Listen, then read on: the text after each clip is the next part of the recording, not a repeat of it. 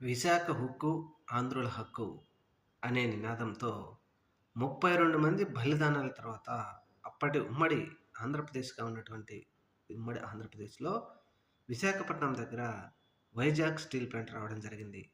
ఈ steel plant ఇప్పుడు ప్రైవేటీకరణ చేస్తా ఉంటే కూటమి ప్రభుత్వంలో భాగస్వామ్యంగా ఉన్నటువంటి పవన్ కళ్యాణ్ కానీ, చంద్రబాబు నాయుడు కానీ నిమ్మకు నీరెత్తినట్టు ఉంటున్నారు.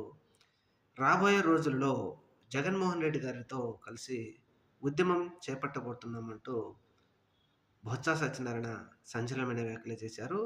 విశాఖ హుక్కు ప్రైవేటీకరణ కాకుండా వినాయక చవితి తర్వాత జగన్మోహన్ రెడ్డి గారి ఆధ్వర్యంలో ఒక ఉద్యమం చేపట్టబోతున్నామని చెప్పారు. ఏది ఏమైనా కేంద్ర ప్రభుత్వం విశాఖ హుక్కును ప్రైవేటీకరణ చేయాలి అని తీసుకున్న నిర్ణయం మీద అనేక మంది వ్యతిరేకిస్తా ఉన్నారు. ముఖ్యంగా స్టీల్ ప్లాంట్ ఉద్యోగులు కొన్ని నెలల పాటుగా వాళ్ళు ఉద్యమం చేస్తా ఉన్నప్పటికీ కేంద్ర ప్రభుత్వం పట్టించుకోకుండా ప్రైవేటీకరణకే ముందుకెళ్తా ఉండటంతో జగన్ ఆధ్వర్యంలో వినాయక చవితి తర్వాత ఉద్యమం చేయడానికి నిర్ణయించుకున్నట్టుగా ఒక విశ్వసనీయ సమాచారం.